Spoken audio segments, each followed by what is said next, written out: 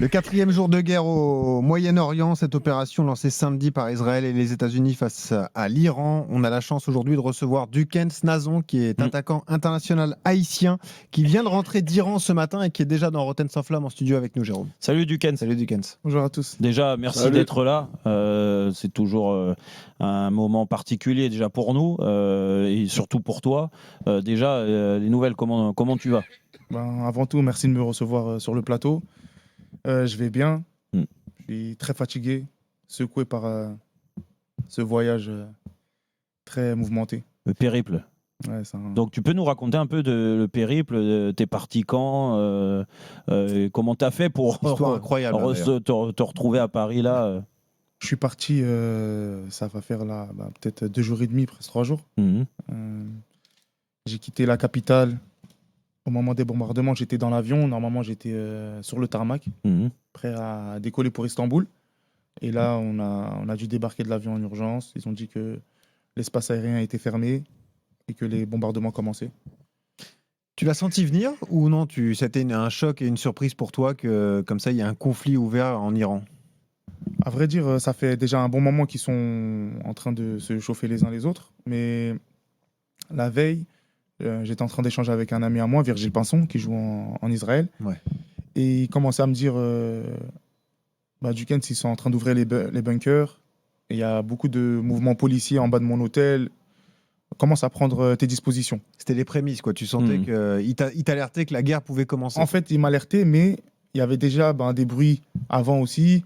Les gens nous disaient quitter le pays, ça faisait déjà depuis 1 mois, 3 semaines. Chaque semaine, ça se répétait, c'était vraiment la même chose. Du coup, on s'est dit, ça va être comme la semaine d'avant, il n'y allait rien à voir. Et le lendemain matin, quand je suis dans l'avion, moi je suis assis comme ça, derrière moi, là, j'ai commencé un peu à sentir pourquoi, parce qu'il y avait le proviseur de l'école française qui était derrière, et il y avait des gens de l'ambassade française derrière moi. Là, ils ont commencé à quitter le territoire, je me suis dit, bizarre, on a peut-être quitté au bon moment. Et en fait, lui, il m'envoie un message sur mon Snap et il me dit Dieu, il t'aime. Je dis comment ça, Dieu, il m'aime? Il me dit Dieu, il t'aime. T'as quitté au bon moment, là, t'es parti tout pile. Je dis pourquoi? Il me dit parce que là, j'entends l'alarme retentir tout de suite là, en Israël. Là. C'était en live. Ouais. Et il me dit ça veut dire. Et là, ils sont en train de nous dire qu'ils ont attaqué l'Iran. Du coup, ils ont fait retentir l'alarme de guerre. Pour dire en gros, préparez-vous, là on vient d'attaquer. Allez vous cacher. Quoi. Voilà, préparez-vous, là. Voilà, exactement. Ouais. Et dès que j'entends son audio, même pas 10 secondes après, là le commandant de bord il dit pas de décollage, hop, annulé. Ouais. Ce qui est fou dans ton histoire, c'est qu'ensuite tu es rapatrié à Téhéran avec un bus de ton club. Donc le club c'est Esteghlal, le club dans lequel tu joues en Iran. Et le bus comme ça récupère différents sportifs qui font partie de ce club.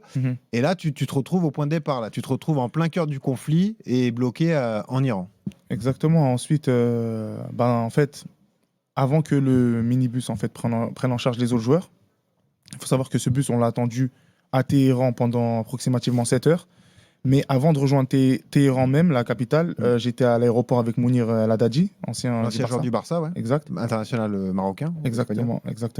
J'étais avec Mounir et on a pris un taxi.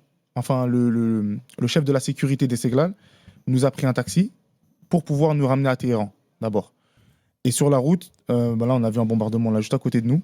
Donc tu as vu un missile exploser à côté de toi, à quelques centaines de mètres de toi. Voilà, il était là-bas. Je l'ai mis dans ma story sur Snapchat. C'est là où les gens, justement, ils voyaient tous mes déplacements. C'est là où ça a créé de l'engouement et tout. Et voilà. On a senti de la peur. T'étais inquiet quand même. Oui, j'imagine. Quand même. En fait, il venait d'exploser là-bas. Mais je me suis dit que peut-être il n'y allait pas en avoir un autre dans la minute qui suit, voilà, sur la route ou quoi. Et à gauche, c'était vraiment une scène de guerre. À droite, il y a ça, il y a la fumée, etc. Et à gauche, toute l'autoroute qui était vraiment bouchée, parce que les gens étaient en train de sortir de Téhéran, mais nous, on était en train de rentrer. Du coup, c'était fluide de notre côté. Mais là-bas, c'était bouché sur des kilomètres et des kilomètres. Ouais. Vous voyez tous les gens qui commençaient à fuir le pays, quoi. Exactement. C'était. Et tu prends la décision quand, en fait, quand tu arrives à Téhéran, tu te dis écoute, maintenant, je peux pas rester là, donc. En fait, repartir. En fait, moi, c'était vraiment un concours de circonstances qui a fait que j'étais là au moment où ça s'est produit, puisque il y avait match la veille. Ouais. d'accord, où oui, la veille, il y avait match. Et le coach était censé me libérer parce que je devais venir en France pour faire des papiers pour, justement pour la Coupe du Monde, etc. Et le club était au courant. Et en fait, après l'entraînement, j'étais censé partir. Mais là, le coach, il a dit oui, comme on a gagné la veille, 2 jours libres. Ouais. Voilà. Bah, en fait, je me suis fait carotte, j'aurais pu partir avant, quoi. D'accord. Et du coup, je suis resté. Ouais. Et j'ai pris mon vol à 10h, comme ça allait me permettre de dormir un peu. J'ai pris mon temps. Mauvais moment. Bon. D'accord. Et après, raconte-nous la suite, parce que tu as quand même réussi à donc fuir l'Iran, parce que tu es passé par l'Azerbaïdjan, mais là aussi, c'est toute une histoire, parce que tu n'avais pas le bon pass pour quitter le territoire iranien. Tu as passé la première frontière, mais tu as été bloqué entre 2 pays pendant plusieurs heures, quoi. Exactement. J'arrive à la frontière azerbaïdjanaise à 4h du matin environ. Et ils ont dit qu'elle devait ouvrir à 8h. Ensuite, on attend 8h, elle n'ouvre pas. Ils disent problème dans le système. On attend 9h, elle ouvre. Et quand j'entre, ils parlent avec moi, ils me mettent bien parce que c'était encore l'Iran. Et il y avait beaucoup de fans d'Esteghlal parce que c'est vraiment un gros club. Ouais, c'est un très gros C'est club. le PSG iranien, quoi. Ouais, franchement, c'est vraiment ça. Et en termes, on va dire, de fans, c'est même pire même que le PSG. Si on prend que le pays, quoi. Voilà. Ouais, c'est énorme la ferveur là-bas. Et en fait, ils prennent des photos, ils sont là comme s'il n'y a rien, quoi. Tranquille, voilà, ils prennent des photos et tout. Ouais, ils Donc toi, mettent- ça te rassure à ce moment-là? J'avais l'habitude parce qu'ils sont vraiment partout en fait dans le pays. Ça veut dire que j'étais pas nécessairement rassuré, mais voilà, c'était comme un jour comme les autres entre guillemets. Ils m'ont fait ressentir ça en tout cas. J'étais pas rassuré, mais j'étais normal. Et après, on a pris des photos et tout. Ils m'ont mis le tampon dans mon passeport. Et lorsqu'ils mettent le tampon dans mon passeport, moi je me dis voilà, j'ai le passeport français. Je vais rejoindre l'Azerbaïdjan, c'est juste là. Tu traverses un pont. Oui. Voilà, il y a un Petit, petit fleuve et tout. Et il y a les forces azerbaïdjanaises là-bas et tout. Voilà. Tu traverses à pied? Je traverse à pied, ouais, avec ma valise et mon sac. Vache. Ouais, je traverse. En plus, il faisait froid. J'avais pas de vêtements parce que j'ai dû partir vite. Ouais, t'étais j'avais- en short, quoi. Ouais. Non, je plaisante. ouais. Non, j'étais pas en short. Avec les chaussures. J'étais en chemise et tout. Il faisait vraiment froid, pluvieux et tout. Du coup, je traverse. Et quand j'arrive à la frontière d'Azerbaïdjan, ils sont en train de checker mes papiers. Par chance, juste avant de partir, quand j'étais encore avec Mounir en Iran, à l'aéroport, juste après à l'hôtel, le chef de la sécurité d'Esteghlal, il est venu, mais comme je vous ai dit, il avait un téléphone spécial. Ouais. D'accord. Lui, son téléphone, il marchait. En D'accord. fait, il n'y avait plus Internet dans tout le pays. Ah. Mais lui, il avait une puce Mais lui, il spéciale, marchait. ça s'appelle une wildcard. T'as pu prévenir alors? J'ai pu prévenir que voilà, il y a plus rien. Je vais partir pour approximativement 20 heures. Là, je serai plus connecté. J'ai dit ça qu'à ma femme. Et lui, il nous a fait un partage de co. Du coup, j'ai pu dire ça. Et j'ai pu dire à ma femme de prendre un visa en Azerbaïdjan, en express. Il te le délivre en 3 heures. Ouais. Ah ouais. Elle a pu le faire, c'est un visa express. Elle a pu le faire. Mais sauf que j'allais pas le recevoir, j'avais plus internet. Du coup, 3 heures après, bon, c'est si elle l'a pris, ben, c'est moi et ma chance. Et j'ai pu aussi prendre une eSIM rapidement avec mon téléphone, essayer de l'activer. Et du coup, si je me rapproche de la frontière d'Azerbaïdjan, là, j'aurais pu peut-être capter un peu internet. Du coup, quand je suis arrivé à la frontière là, je prenais du temps, je faisais exprès de parler avec les forces d'Azerbaïdjan. Et j'ai pu capter internet et télécharger déjà mon visa. Je me suis dit, c'est bon, j'ai le visa, j'ai le passeport, je passe. Je vais passer, ouais. Ouais. Et là, ils me disent, non, tu passes pas. Ouais. Ils me disent le code. Et moi, je le regarde comme ça, stupéfait. Je lui dis, bah, j'ai pas de code. Quel code? J'ai le visa et tout. Il me dit, non, non, non, c'est pas le visa. Il me dit, tu repars en Iran. Après, moi, je suis confus. Je dis, oh, je repars. Bah, j'ai pas le choix, je repars. Il a pris un ton quand même rude. Ouais, dur, ouais. Voilà. Je repars en Iran. Quand j'arrive, je repars, ben, j'arrive à la frontière. Eux, ils sont surpris. Ils me regardent, ils me disent, qu'est-ce qui se passe et tout. Je leur dis code et tout. Ils me disent quoi? Mais t'as pas de code et tout. Je dis, bah, quel code? Personne m'a averti de oui. ça. Ils nous ont dit, vous dirigez-vous vers les frontières d'Azerbaïdjan ou bien de Turquie. Et moi, il faut savoir que j'ai pris celle d'Azerbaïdjan puisque j'avais un vol en fait à 6h du matin. Directement de Voilà. l'Azerbaïdjan. Ça veut dire que déjà, comme je suis arrivé, normalement, la frontière ouvre à 8h du matin, entre guillemets. On ne le savait pas. Normalement, elle est ouverte 24/24. Parce que les autres jours après, elle est restée ouverte 24/24. D'accord. Comme je suis resté là-bas, j'ai pu le voir. Je suis resté énormément de temps. J'ai pu le voir. Mais lorsque j'arrive, mon vol, normalement, il était censé être à 6h55 à Bakou. Du coup, comme je suis arrivé à 3h45, j'allais peut-être pouvoir la voir. D'accord? Du coup, vol perdu. Je prends un autre vol à 10h et quelques juste après parce que je me dis que allait ça va se régler. Ouais, voilà, ça va se régler. Perdu aussi. Deuxième vol perdu. Excusez-moi, à 13h et quelques. Perdu. Et quand je reviens à la frontière iranienne, bah là, je leur dis, du coup, il faut que je sorte. Laissez-moi sortir, au moins je vais à l'hôtel.